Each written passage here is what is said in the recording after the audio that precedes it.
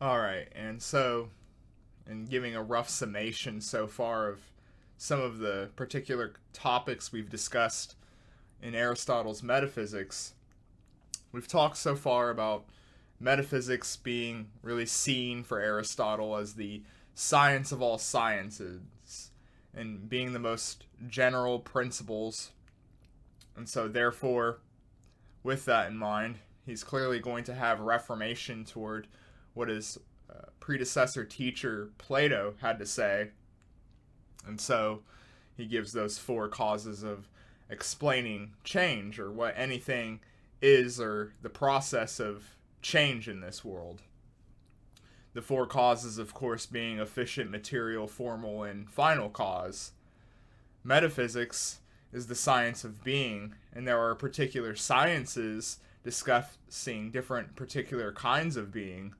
The science of being qua being, as he would refer to it, or the most general of these principles, and fundamentally like underlining concepts that are going to really need to be understood to be able to know the place really of what particular kinds of sciences, what particular kinds of knowledge, and being able to contextualize them in a way of knowing their limitations, perhaps, with regards to these most general principles, the most generalities, if you will, of understanding the process of change, really, of phenomena, if you will, to use a later term here. Aristotle then makes the categories of being and the different ways we use this general notion with regards to substances, qualities,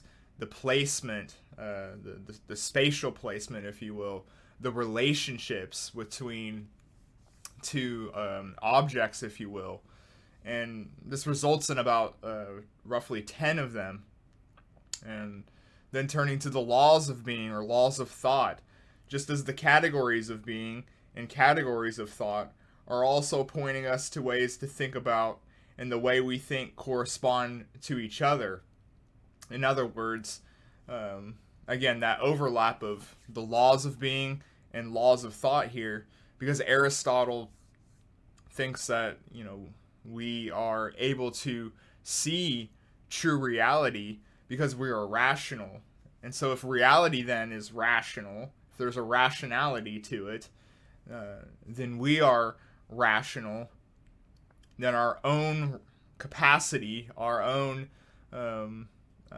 telos, if you will, of what it means to be a flourishing human would be one that is rational, or at least has a piece into true reality.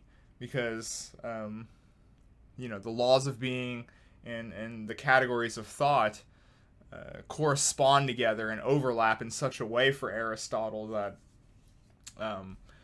the world itself being rational, being logical, us being rational and logical, we have a piece into the true reality of this world. Now, of course, as last time we talked about with the negative proof for Aristotle, with the law of contradiction, in addition to that, with the laws of being, there's the law of identity and the law of excluded middle. In the same way, we can't contradict to be and not to be in the same time, in the same respect. The same applies to affirm or denying something at the same time by using the double negative. If the contradiction of A cannot be non-A, then the same would be true with identity. A is A, and the thing is identical to itself. I am I, and you are you. Let's not, mix things up here and get confused. A cat is a cat, and not a dog, out of its likeliness to it. So A is A if it's of similar quality, of similar identification, if you will. Then likeliness can play a part in these classifications then. And then, of course, you have the third law, which is the law of excluded middle. Something either is or is not, with no alternatives. this law in particular is referred to as a two-value logic.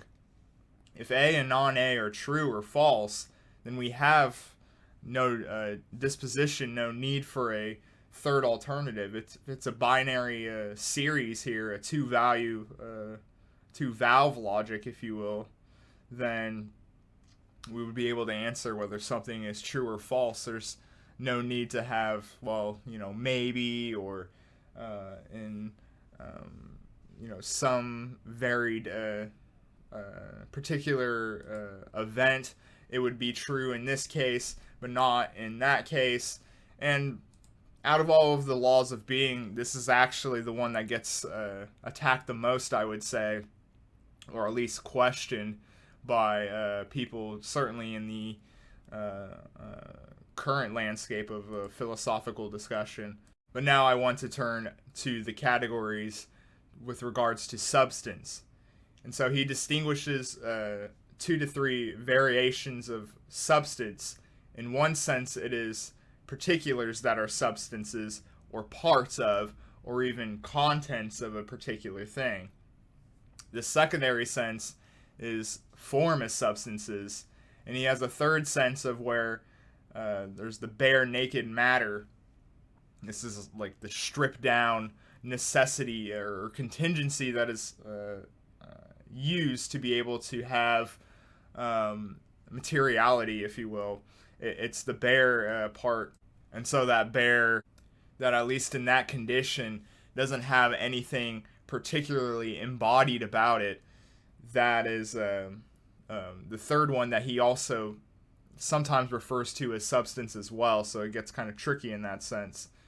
The first two is his primary emphasis. The first is primary substance, as you might imagine. The second, of course, is secondary substance. And so the difference here, and this is a huge play really against Platonic thought, where being now is primarily put in particulars for Aristotle. Plato, of course, would have said that particulars aren't beings, they're becomings, and untrustworthy at that. They're shadowy. They give sort of veiling, if you will, that gets you away from the actual form, the true reality. Whereas here, the primary realities are actually particular things. For Plato, of course, particulars were fleeting copies. For Aristotle, they are actually the primary reality. And so Aristotle is going to deviate further from Plato here by suggesting we never find forms by themselves. We never have these independent entities that they are put into particular entities, separated, but they are not forms. Therefore, we find a composition with matter as particular bodies or particular things. This is, again, called the hylomorphic, where you have form and matter. Forms are therefore real in a contingency that requires this bare sort of matter circumstance with it being molded into the form of a particular. And so this is to say that Aristotle is more about the concretion of the primal nature of particulars and looks to more physical features in the world to demonstrate it. Plato, of course, being the idealist here, and Aristotle as the realist. Aristotle, of course, is also categorized as the first real naturalist, talking about physical representations, physical happenings in the world, and what they particularly mean, their relationship with that particularness. And so we can see here now that we're going to have two distinct lines of thought coming out from Plato and Aristotle here. And this is going to have huge ramifications for things like theological meaning. Where, of course, through the Middle Ages, you have the Platonics, of course, and with the likes of the Augustinians, and then, of course, the Aristotelian with the Thomas Aquinas allegiance. Aristotle is going to tackle on a very important question with regards to his system with essence and accident. And this is an important distinction because there are going to be different ways where things are, and we have to be able to know really, like, is this the essence of something? Is it intrinsic to its being, or is it accidental? We have accidental properties, and we have essential property that, gives is essential for that particular thing, for that particular subject. An essential property for humanity, of course, would be its capacity for rationality, to be able to think and be a rational soul. Whereas an accidental property for humanity would perhaps be me having brown eyes. That's an accidental property. It's not necessary because, of course, there's tons of different eye colors out there. And so I would still be, a part of being, if you will. It's not essential for me to have brown eyes because there's all these varying different eye colors. There's also people, unfortunately, who have lost use in their eyes, of course. It doesn't mean that they're not a part of the human experience or would be excluded from such categories here. Now, in classic Aristotelian sophistication here, he then discusses the primary and secondaries of substance, and so he enumerates the four senses and then follows that substance has two senses, which can be very confusing, but it's actually because the two senses that he refers to later is a conflation between the first three and then, of course, the fourth. Because 2 and 3 are going to conflate into number 1, and as such it'll form a duality despite the fact that he starts off with 4 senses. 2 and 3 are just the parts of the contents or the pieces of a particular thing. 1, 2, and 3 then just conflate to that stance of primary substance. And so this it leaves us with form or essences as the secondary.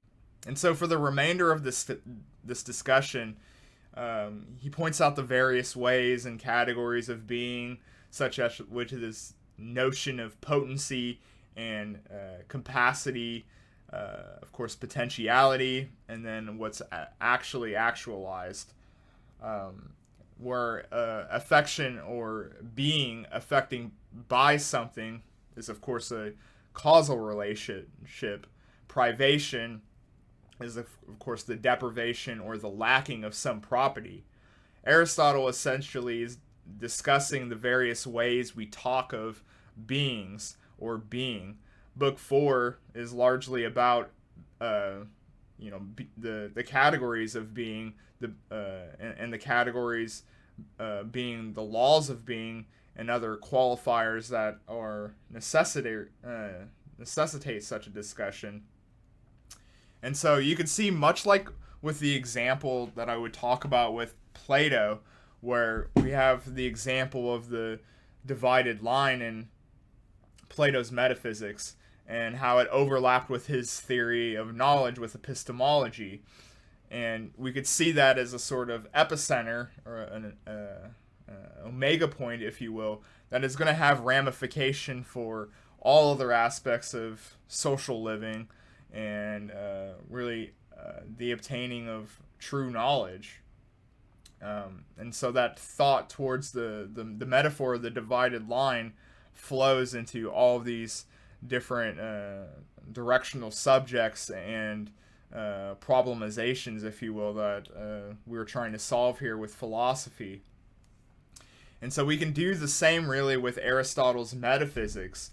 We can see what he says about God, what he says about ethics, politics, and art. And once we can understand the discussion of metaphysics as demonstrated here, you can see the fundamental undercurrent of whatever discipline we might be taking apart here. And this discussion can be the fundamentally underlining point of where we would think he would go really with any other discussion or subject matter for that with regards to having a theory of knowledge of a particular science, if you will. We could say this perhaps in a philosophy of science, which tells us what is real, if it is, and if it is able to tell us what is real, how is it capable of telling us that? How can we actually know it? And if it doesn't tell us anything about reality, then what is the state of scientific knowledge then that doesn't tell us about a full reality? And so, these questions here and these problems perhaps in the discipline of philosophy of science would be an example of how we could trace back and see how his ramifications for epistemology and overall metaphysical framework would play into that, and be able to put a sort of understanding of where a particular subject, as I mentioned earlier, a particular field of knowledge could be placed and used properly, if you will. We could say the same for the other end here with the arts. What kind of reality is the artist concerned with? If art is an imitation, like with Plato, then the knowledge of forms is necessary for art, showing, there's an underlining epistemology here, an underlining of the ramifications, really, of what his theory of knowledge has to say with how he would feel about art. So if art is a self-expression and self-understanding rather than a repetition of form or trying to actualize a form or an idea, then we have different realities and different knowledges accounted for self-expression if we were to assert that, art is a self-expression. Another example would be with religion. What is the kind of reality of that religious philosophy would be concerned with, and what would then require a knowledge of knowing God or about God's reality then? So we're talking about different realities with different beings. Now, turning the corner here with regards to his metaphysical system and his four causes here, the one, of course, that has been omitted so far is the one of final cause. And now I want to turn to book number 12 in particular, where Aristotle really fleshes out cosmology and his views of God.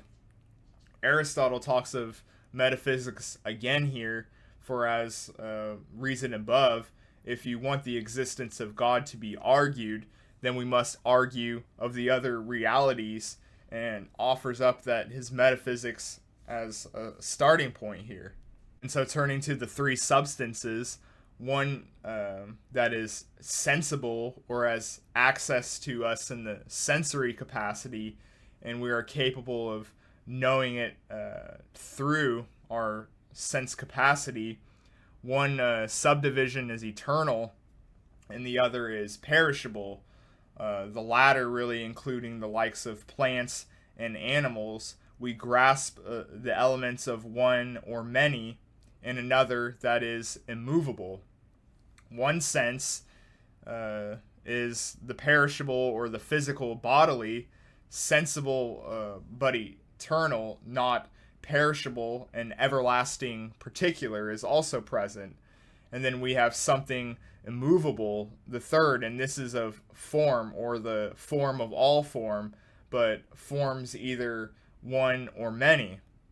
The everlasting particular here, it could be confusing, might sound something like a god, because it is not reference to the body, but it's actually not. And with regards, of course, to how change can occur then, either in respect to the what, which of course would be quality, or the quantity, or of the place and the respective thisness. This is kind of with regards to generation or the destruction of something.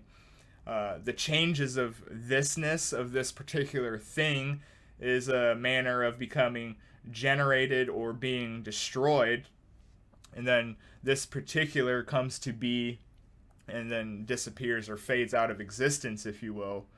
Of course, with changes in quality, we see the increase or decrease of something.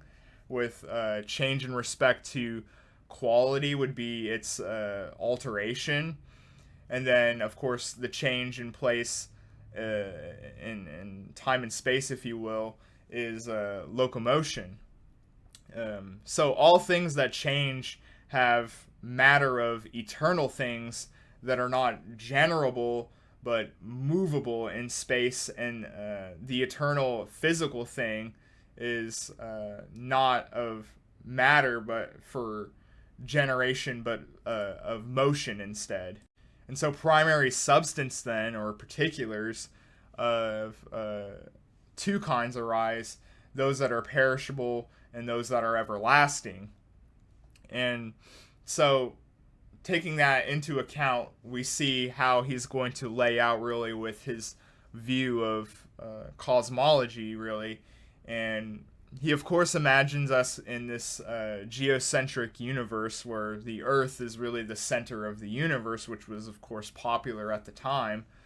And if there's circumstances that happen in the greater universe that interact around the center of the universe being the Earth, then there are going to be causal relationships really with the surface of the Earth and the things that are changing around the Earth, and with regards to the planets who orbit it, and have its own physical movement, locomotion, and change as well. And if they go about in certain ways in the universe, then this is going to cause change in the Earth's surface, which will have ramifications. Of course, it's a sort of causal relationship here. Now, of course, the way this works in the greater universe here is, of course, one of the change of locomotion and physical movement. The fourth kind of change here is the motion of the planets as they orbit in a sort of endless locomotion. A linear locomotion, for example, would have a starting point, and it would just go across towards its end. Or a square motion would, of course, stop at the edges. But this third descriptor here, this sort of locomotion, does not stop, and it seems to have a circular capacity to it. There's no edges in the sort of planetary paths here. It continues to orbit and seems to be something self-sufficient that has no ends. It has no starting point. It just keeps going in this sort of circular orbit. And he sees this eternal locomotion with the planets around the Earth demonstrating this. And so the orbit of the planets will then, of course, have ramifications for the Earth's atmosphere, which produce change on the Earth's surface. And so, looking at what he has to say with regards to the outer perimeter, we have these fixed stars, according to Aristotle, which he counts for about 50 of them. And according to their own time, they spin on their own axis, and they aren't conflated necessarily to what the Earth's doing. It has a sort of circular locomotion where there seems to be this property of having an everlasting physical body that moves to their own accord in their own locomotion in this axis capacity around the Earth that Aristotle's able to see. But the motion itself affects the ether of what the other planets will orbit. And how do we explain everlasting locomotion of these fixed stars? Everlasting locomotion must have an unchanging locomotion unless we have a sort of unchanging principle. And so he looks beyond the perimeter of the universe and considers the idea of an unmoved mover, and also the fixedness, the eternal of the stars are moved eternally, but the unmoved and unchanging moves this locomotion through.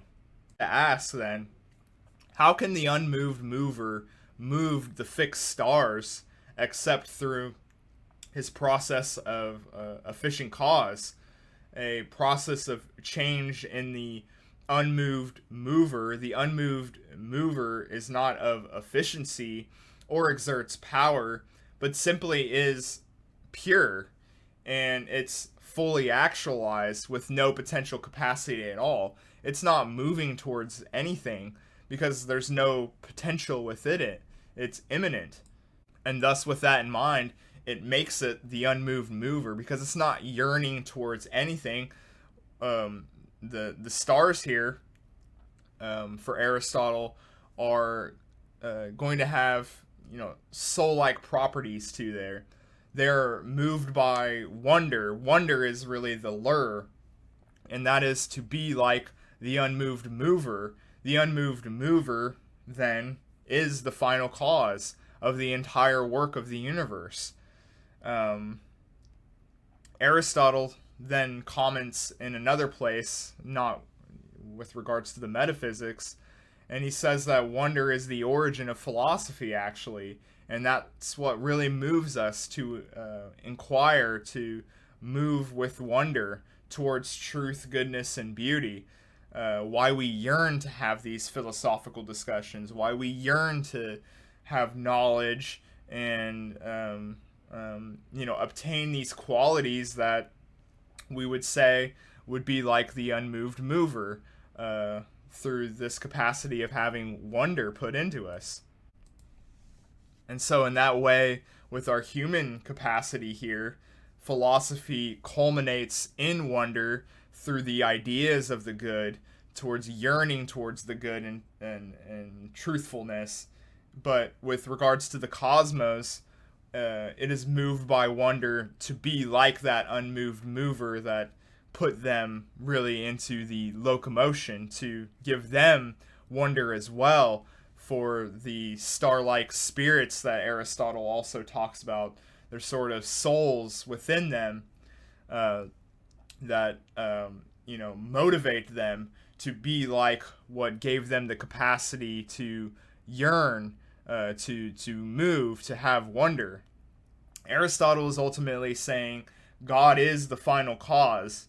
He doesn't need an efficient cause. If form and matter are eternal, the Greeks simply needed the means which could be maintained. And so you see this sort of cosmic magnet going about in a gravitational way here.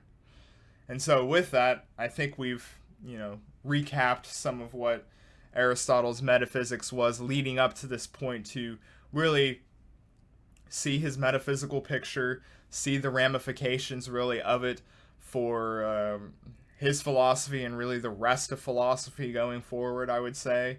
And we also see now fleshed with his idea of the final cause, his cosmology, and how this universe really acts and its coordinates towards this unmoved mover that also gives this universe wonder and will to be able to yearn towards its own flourishing, if you will, its own wonder, and how it could attain it.